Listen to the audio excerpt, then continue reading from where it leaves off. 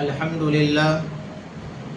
لله نحمده ونستعينه ونستغفره ونؤمن به ونتوكل عليه ونعوذ بالله من شرور أنفسنا ومن سيئات أعمالنا من يهده الله فلا مضل له ومن يضلله فلا هادي له ونشهد أن لا إله إلا الله وحده لا شريك له ونشهد أن سيدنا ومولانا محمدا عبده ورسوله أما بعد فقد قال الله تبارك وتعالى في القرآن المجيد أعوذ بالله من الشيطان الرجيم بسم الله الرحمن الرحيم فلما جن عليه الليل رأى كوكبا قال هذا ربي فلما أفل قال لا أحب الآفلين وقال النبي صلى الله عليه وسلم من كان آخر كلام لا إله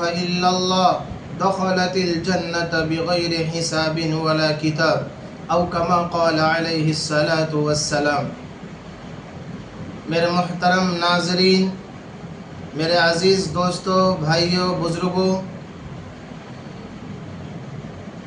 اللہ تعالیٰ نے دنیا اور آخرت کی کامیابی اپنے دین کے اندر رکھا ہے۔ یہ دین جس کے زندگی میں ہوگا وہ دنیا میں بھی کامیاب ہوگا، اور دین جس کے زندگی میں نہیں ہوگا وہ دنیا میں بھی اور آخرت میں بھی ناکام ہوگا۔ دین کہتے ہیں اللہ کے حکم کو اور رسول اکرم صلی اللہ علیہ وسلم کے طریقے کو۔ دوستو، اس دنیا کے اندر اللہ تعالیٰ نے قریباً 1,20,04,000 انبیاء کرام کو مبعوث فرمایا۔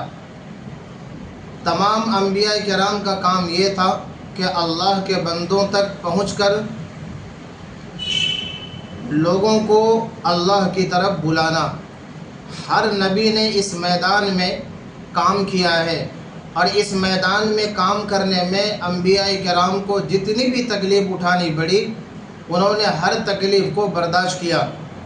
انہی میں سے ایک نبی دنیا میں آئے ہیں، اس نبی کا نام روایتوں میں حضرت دانیال علیہ السلام آیا ہے۔ حضرت دانیال علیہ السلام بنی اسرائیل کے اندر آئے ہیں۔ بنی اسرائیل کے اندر یوں تو بہت سارے نبی آئے ہیں، لیکن ان میں سے ایک نبی حضرت دانیال علیہ السلام بھی آئے ہیں۔ جو کام ہر نبی کا تھا وہی کام حضرت دانیال علیہ السلام کا بھی تھا۔ حضرت دانیال علیہ السلام کی جو قوم تھی بنو اسرائیل، اللہ تعالیٰ نے ہر طرح کے نعمتوں سے اسے سرفراز فرمایا تھا۔ ہر طرح کی نعمتیں اللہ نے اسے دی تھی۔ تو حضرت دانیال علیہ السلام اپنی قوم کو سمجھانے کے واسطے حضرت دانیال علیہ السلام نے اپنی قوم سے کہا، میری قوم کے لوگوں، اللہ تعالیٰ نے ہر طرح کی نعمتیں تمہیں دی ہے۔ اللہ تعالیٰ نے کسی چیز کی کمی نہیں دی ہے۔ اللہ تعالیٰ نے بے شمار نعمتیں تمہیں عطا فرمائی ہیں، لیکن ان نعمتوں کا تقاضا یہ ہے کہ تم اللہ کی طرف آ جاؤ، تم اس اللہ کا شکر گزار بندہ بن کر زندگی گزارو، تم اس اللہ کی مان کر زندگی گزارو۔ نعمتوں کا تقاضا یہی ہے، اور ان نعمتوں کا شکر ادا کرو، اور ان کا شکر ادا کرنا بھی یہی ہے کہ اس کے احکام پر عمل کرو۔ اللہ تعالیٰ نے جن کاموں کا حکم دیا ہے اس کام کو کرنے والے بن جاؤ، جن کام سے اللہ نے روکا ہے اس سے رکنے والے بن جاؤ۔ لیکن حضرت دانیال علیہ السلام کی دعوت کا اس کی قوم پر کوئی اثر نہیں پڑا، اور قوم اسی طرح سے نافرمانی میں لگا رہا، اور اسی طرح نافرمانی میں زندگی گزارنے لگا۔ انبیاء کرام کی حضرت دانیال علیہ السلام کی باتوں کو نہیں مانا۔ اللہ تعالیٰ نے بنی اسرائیل کے اوپر نبی کی بات نہیں ماننے کی وجہ سے اللہ تعالیٰ نے اس پر ایک عذاب نازل فرمایا۔ وہ عذاب یہ تھا کہ عراق کا ایک بادشاہ تھا جس کا نام بخت نصر ہے۔ وہ بادشاہ نے سوچا کہ بنی اسرائیل کے پاس بہت ساری نعمتیں ہیں اور بہت سارے مال ہے، دولت ہے، دھن بھی ہے، لہذا کیوں نہ اگر ہم اس پر حملہ کریں گے اور ہم جیت جائیں گے تو بہت ساری دولتیں ہماری ہاتھ آئے گی۔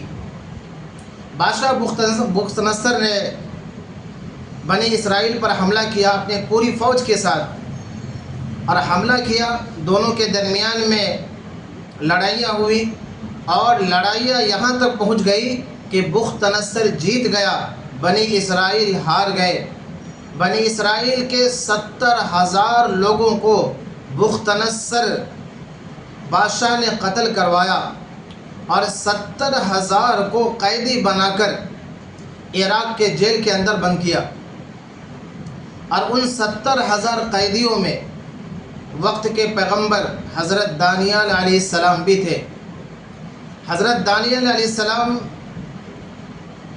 جب دیکھا کہ میری قوم جیل کے اندر ہے، دانیال علیہ السلام نے جیل کے اندر بھی اپنی قوم سے کہا، میری قوم، میں نے تمہیں پہلے سمجھایا تھا کہ تم اللہ کی مان کر زندگی گزارو، اللہ کے احکام پر عمل کرو، اس خدا کی بندگی کرو جو اللہ نے نعمتیں دی ہے، اس کی شکر گزاری کرو، اس کا شکر ادا کرو، اللہ تعالیٰ تمہارے نعمتوں کے اندر اضافہ کر دے گا۔ لیکن تو نے بات نہیں مانی اور اللہ کی نافرمانی کرتے رہے، جس پر اللہ نے عذاب نازل کیا، اور اس عذاب کے جرم میں آج تم جیل کے اندر ہو، اور تمہارے ساتھ میں بھی جیل کے اندر ہوں۔ اگر تم میری بات مان لیتے تو آج یہ دن دیکھنے کو نہیں ملتا، لیکن کوئی بات نہیں، ابھی بھی کچھ گیا نہیں ہے، ابھی بھی تمہارے پاس موقع ہے، تم ابھی بھی میری بات مانو، اللہ کو اپنا رب مانو، مجھے نبی مانو، اللہ کے احکام پر عمل کرو، گناہوں سے بچو، اچھے اعمال کرو، اللہ تعالیٰ حالات کو بدل دے گا، اللہ تعالیٰ تمہارے زندگی میں خوشحالی لائے گا۔ کہتے ہیں کہ حضرت دانیال علیہ السلام نے جب جیل کے اندر اپنی قوم کو دعوت دی، ان دعوتوں کا اثر یہ ہوا کہ سب کے سب متقی بن گئے، سب کے سب پرہیزگار بن گئے، سب کے سب اللہ کو ماننے بن گئے، سب کے سب اس نبی کو ماننے والے بن گئے، اور آپس میں اتحاد، آپس میں اتفاق، آپس میں میل محبت اتنی اس قدر تھی کہ اس جیل کا جو انچارج تھا اس نے بہت ساری چھوٹ دے دی ان کو۔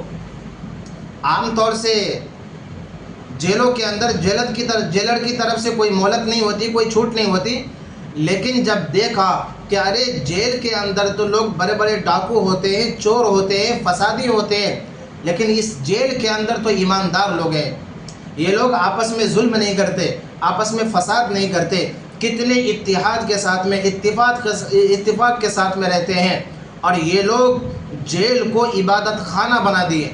اور اتنی محنت کی تھی حضرت دانیال علیہ السلام نے، ان کی قوم نے اتنی محنت کی ہے عبادات پر کہ وہ جیل خانہ نہیں رہا، بلکہ وہ عبادت خانے میں تبدیل ہو گیا۔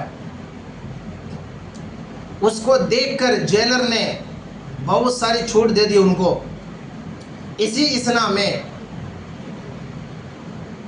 حضرت دانیال علیہ السلام نے اپنی قوم سے کہا، لوگو تم اسی طرح اللہ کی عبادت کرتے رہو، گناہوں سے بچتے رہو، ان قریب اللہ تعالیٰ جیل سے نکلنے کا کوئی نہ کوئی راستہ ضرور نکالے گا۔ ایمان والے جب اپنے عقیدے پر پختہ ہوں، ایمان والے جب تقوی اختیار کرنے والے بن جائے، اللہ تعالیٰ ہر مشکلات کو ان کے لیے آسان کر دیتا ہے، سارے مشکل راستے ان کے لیے آسان ہو جاتے ہیں۔ پہلے قوم کے لوگوں نے بات نہیں مانی، عذاب آیا، جیل کے اندر گئے، لیکن جب جیل کے اندر توبہ کی، اس نے نبی کو مانا، اللہ کو مانا، عبادات میں زندگی گزاری، تقوی اختیار کیا، تو اس کے نتیجے میں ان کو اللہ تعالیٰ جیل سے نکلنے کا راستہ ہموار کر دیا۔ اور کس طرح ہموار کیا کہ اسی اثنا میں بخت نصر بادشاہ نے ایک خواب دیکھا۔ وہ خواب بڑا ڈراؤنی تھا، لیکن جب صبح کو اٹھا تو وہ اپنا خواب بھول گیا، اسے یاد ہی نہیں رہا کہ میں نے کیا خواب دیکھا ہے، اسے یاد ہی نہیں رہا، بھول گیا خواب۔ لیکن جب صبح سو کر اٹھا تو اندر دہشت طاری تھی کہ میں نے جو خواب دیکھا ہے بڑا ڈراؤنی خواب تھا۔ صبح اٹھ کر انہوں نے اپنے درباریوں سے کہا، تذکرہ کیا کہ میں نے رات کو خواب دیکھا ہے، بڑا ڈراؤنی خواب تھا، مجھے ابھی بھی ڈر لگ رہا ہے، میں نے اس طرح کا خواب دیکھا ہے۔ انہوں نے درباریوں سے کہا کہ میری حکومت میں جتنے بھی نجومی ہیں جو غیب کے دعوے کرتے ہیں، غیب کی چیزیں بتاتے ہیں، ان کو بلا کر لاؤ۔ جتنے پورے ملک میں جتنے بھی نجومی تھے جو غیب کی بات بتاتے تھے، ان کو بلا کر لایا گیا۔ اور بادشاہ نے اسے سوال کیا کہ رات کو میں نے خواب دیکھا اور خواب بڑا ہی ڈراؤنی خواب تھا، اور وہ خواب میں بھول گیا ہوں، لہذا تم خواب بھی بتاؤ، اس کی تعبیر بھی بتاؤ۔ نجومی نے کہا، بادشاہ سلامت، آپ خواب بتائیں گے تو میں خواب کی تعبیر بتاؤں گا، جب آپ خواب ہی نہیں بتائیں گے، خواب ہی آپ بھول گئے ہیں، تو اس کی تعبیر کہاں سے بتاؤں گا؟ بادشاہ بخت نصر نے کہا کہ میری حکومت میں رہتے ہو اور میری حکومت میں رہ کر تم غیب کی باتیں بتاتے ہو، اور تم میری خواب نہیں بتا سکتے اور اس کی تعبیر کیوں نہیں بیان کر سکتے؟ تجھے خواب بھی بتانے پڑیں گے، اس کی تعبیر بھی بتانی پڑے گی۔ اس کے لیے تجھے 3 دن کا موقع دیا جاتا ہے، اگر تم نے ان 3 دنوں کے اندر میری خواب بتا دی اور خواب کی تعبیر بھی بتا دی تو تجھے چھوڑ دیا جائے گا اور تجھے انعام بھی دیا جائے گا۔ اگر تو نے 3 دن کے اندر میرا خواب بھی اس کی تعبیر بھی تو نے نہیں بتایا تو 3 دن کے بعد تم سب کو قتل کر دیا جائے گا۔ بادشاہ کا آرڈر تھا، بادشاہ کا حکم تھا۔ ڈر گئے کہ بادشاہ جو کہتا ہے وہ کر کے رہتا ہے، اس کی حکومت ہے۔ وہ لوگ اندر ہی اندر سوچنے لگے، ارے میں تو 3 دن کا مہمان ہوں، میں کہاں سے وہ خواب بتا سکتا ہوں اور اس کی تعبیر بتا سکتا ہوں، خواب ہی یاد نہیں ہے، لہٰذا ہم 3 دن کے مہمان ہیں، 3 دن کے بعد ہم سب قتل کر دیے جائیں گے۔ یہ آپس میں گفتگو ہو رہی تھی بادشاہ کے پورے ملک میں۔ یہ آہستہ آہستہ ایک سے دوسرے سے بات پھیل گئی کہ بادشاہ نے کوئی خواب دیکھا ہے اور نجومیوں سے خواب بھی پوچھ رہا ہے اور اس کی تعبیر بھی پوچھ رہا ہے۔ بادشاہ نے خواب کو بھول گیا، انہوں نے بتانے سے انکار کیا، تو بادشاہ نے کہا ہے کہ 3 دن کے بعد ان سب کو اگر خواب بھی اس کی تعبیر بھی نہیں بتایا تو اسے قتل کر دیا جائے گا۔ پورے ملک میں شور ہو گیا، ہنگامہ ہو گیا، نجومی ڈرنے لگے، کانپنے لگے۔ آہستہ آہستہ یہ بات جیل کے اندر جو نبی ہیں حضرت دانیال علیہ السلام، ان تک بھی یہ بات پہنچ گئی۔ حضرت دانیال علیہ السلام نے جو جیل کا انچارج تھا اسے بلایا اور اس سے بلا کر کہا کہ ہم نے سنا ہے کہ بادشاہ نے کوئی خواب دیکھا ہے اور اس کی تعبیر وہ بھول گیا۔ بادشاہ نے کوئی خواب دیکھا ہے اور وہ خواب بھول گیا اور وہ خواب بھی جاننا چاہتا ہے، اس کی تعبیر بھی جاننا چاہتا ہے۔ بادشاہ بڑا ہی ڈرا ہوا سہما ہوا سا ہے۔ کہا وہ بات تو صحیح ہے، اس نے نجومیوں سے کہا ہے کہ خواب بھی بیان کرو، اس کی تعبیر بھی بیان کرو، اگر تم نے نہیں بتائی تجھے قتل کر دیا جائے گا۔ حضرت دانیال علیہ السلام نے کہا کہ بادشاہ تک یہ میرا پیغام پہنچا دو کہ میں خواب بھی بیان کروں گا اور اس کی تعبیر بھی میں بتانے کو تیار ہوں، میں خواب بھی بتاؤں گا، اس کی تعبیر بھی بتاؤں گا۔ جیل کا جو انچارج تھا وہ ان لوگوں کی حرکتیں دیکھا تھا کہ جیل کے اندر کیسے کیسے لوگ رہتے ہیں، کتنے اخلاق کے ساتھ، کتنے اچھے طریقے سے جیل خانے کو اب یہ عبادت خانہ بنا دیا ہے، ان کی محبت بیٹھ چکی تھی۔ اس نے کہا ضرور میرا بھی گمان تھا یہ کام کوئی اور نہیں بلکہ تم ہی کر سکتے ہو، یہ کام تم کر سکتے ہو، لہٰذا انچارج نے یہ بات بادشاہ تک پہنچائی۔ اور ادھر پیغمبر کو اللہ تعالیٰ نے وہ خواب جو بادشاہ بھول گیا تھا وہ خواب بھی اللہ تعالیٰ نے حضرت دانیال علیہ السلام کو بتلایا، اس کی تعبیر بھی بتلا دی۔ حضرت دانیال علیہ السلام نے جب یہ انچارج سے کہا، انچارج نے بادشاہ تک بات پہنچائی۔ بادشاہ نے کہا کون ہے، جلدی میرے پاس بلا کر لاؤ۔ کہا جیل میں وہ قید ہے، کہا بلا کر لاؤ۔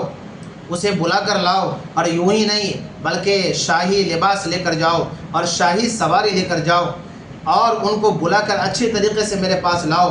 لہٰذا ایسا ہی کیا گیا۔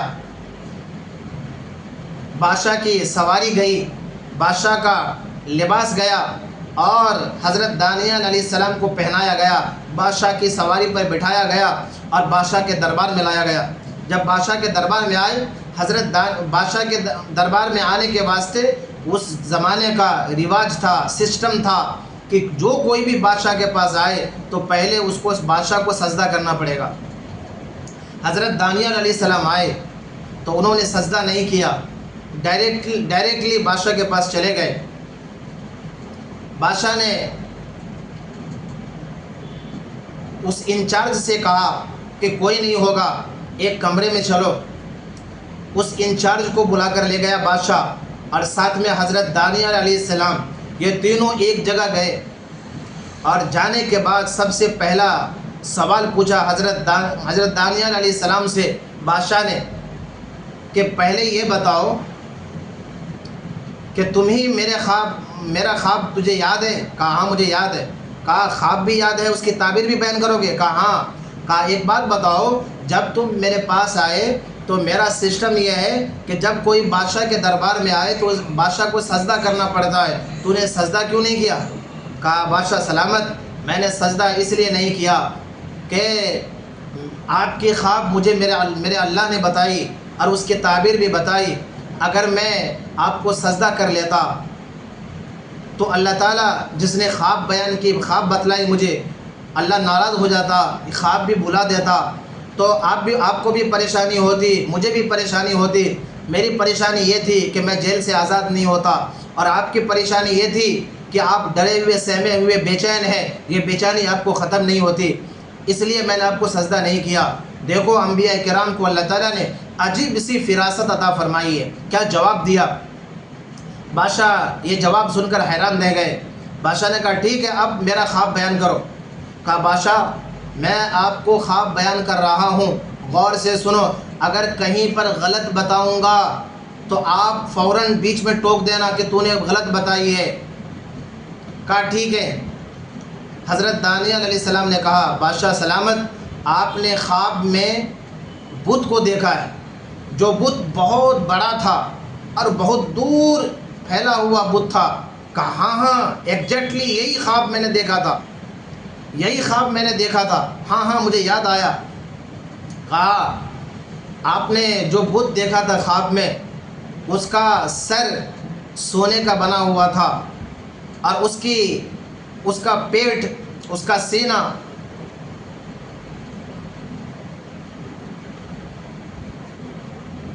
تانبے کا بنا ہوا تھا اور اس کا پیر چاندی کا بنا ہوا تھا۔ کہا ہاں ہاں میں نے ایسے ہی دیکھا تھا، میں بالکل ایسے ہی دیکھا تھا۔ اور آپ نے دیکھا کہ اچانک سے آسمان سے ایک پتھر گرا اس کے اوپر، اس بت کے اوپر، اور بت چوڑے چوڑے ہو گیا اور اس کی راکھیں پوری دنیا میں پھیل گئی، پوری دنیا میں پھیل گئی، اندھیرا چھا گیا۔ کہا ہاں ہاں یہی خواب ہم نے دیکھا تھا۔ کہا خواب تو تو نے بتا دی ہے، اب اس کی تعبیر بھی بیان کرو۔ اب حضرت دانیال علیہ السلام نے کہا بادشاہ سلامت، آپ نے جو خواب دیکھا ہے، خواب میں بتوں کو دیکھا، اس کا سر گولڈ کا بنا ہوا تھا، اس کا پیر سلور کا، چاندی کا بنا ہوا تھا۔ اس کا مطلب یہ ہے کہ اس وقت میں آپ کی حکومت بڑی مضبوط ہے، آپ کی حکومت گولڈ کی طرح ہے، سونے کی طرح ہے، لیکن جب آپ مر جائیں گے، آپ کے بعد جب حکومت آپ کے بیٹے کے ہاتھ میں جائے گا تو وہ حکومت کمزور ہو جائے گا، کیونکہ آپ نے خواب میں دیکھا تھا کہ سر اس کا گولڈ کا بنا ہوا ہے اور پیر اس کا سلور کا بنا ہوا ہے، لہٰذا آپ کی حکومت کے بعد جب بیٹا آپ کی کرسی پر بیٹھے گا تو اس کی حکومت کمزور ہو جائے گی۔ اور آپ نے دیکھا تھا بت کو، آسمان سے ایک پتھر گرا اور بتوں کو چورے چورے کر دیا اور اس کی راکھیں پوری دنیا میں پھیل گئی۔ کہا ہاں ہاں کہا اس کا مطلب کیا ہے؟ حضرت دانیال علیہ السلام نے کہا وہ جو پتھر تھا آسمان سے گرا اس بت کے اوپر، وہ آخری زمانے میں آنے والا ایک پیغمبر ہے جو آخری نبی ہوگا، اس کا نام حضرت محمد صلی اللہ علیہ وسلم ہوگا۔ وہ جب دنیا میں آئیں گے، فرمایا سارے بتوں کو پارا پارا کر کے رکھ دیں گے اور پوری دنیا کے اندر اسلام پھیل جائے گا۔ پوری دنیا میں اسلام اس طرح پھیل جائے گا جس طرح یہ بت کے اوپر پتھر گرا اور بت کی راکھیں پوری دنیا کے اندر پھیل گئی۔ فرمایا محمد الرسول اللہ اس دنیا کے اندر آئیں گے، اس کی نبوت پوری دنیا میں پھیل جائے گی۔ یہی خواب بھی ہے، اس کی تعبیر بھی ہے۔ بادشاہ کو سکون ملا، بادشاہ نے کہا، اس کو انعام بھی دیا اور کہا کہ یہ اس کو صرف نہیں بلکہ اس کے ساتھ میں جتنے لوگوں کو جیل کے اندر بند کیا گیا ہے تمام کے تمام لوگوں کو رہا کر دو، سب کو آزاد کر دو۔ لہذا سب کو آزاد کر دیا گیا اور سب لوگ اسی طرح اچھی طرح زندگی بسر کرنے لگے۔ تو میرے دوستو، بھائیو، بزرگوں، اس واقعہ سے ہمیں پیغام یہ ملتا ہے کہ ہم نے اپنے زندگی کو یقیناً گناہوں میں گزارا اور ہمارے گناہوں کی وجہ سے اللہ تعالیٰ کی طرف سے بہت سارے عذاب ہم پر نازل ہوئے۔ وہ الگ بات ہے کہ ہم لمحوں میں بھول جاتے ہیں، لیکن بہت سارے عذاب ہم پر نازل ہوئے ہیں۔ لہٰذا ابھی بھی ہمارے پاس موقع ہے، ہم اللہ کی مان کر اس کے احکام پر، اس نبی کے طریقے پر زندگی گزارنے والے بن جائیں گے۔ اللہ تعالیٰ ہماری زندگی میں بھی خوشحالی لائے گا، ہمارے گھروں کے اندر بھی خوشحالی لائے گا، کمائی میں، رزق میں اللہ تعالیٰ برکتیں عطا فرمائے گا، موت کے وقت اللہ تعالیٰ زبان پر کلمہ نصیب فرمائے گا، آخرت میں اللہ تعالیٰ جنت عطا فرمائے گا۔ اللہ رب العزت سے دعا ہے اللہ تعالیٰ ہم سب کو کہنے سننے سے زیادہ اس پر عمل کرنے کی توفیق عطا فرمائے۔ وآخر دعوانا ان الحمد للہ رب العالمین۔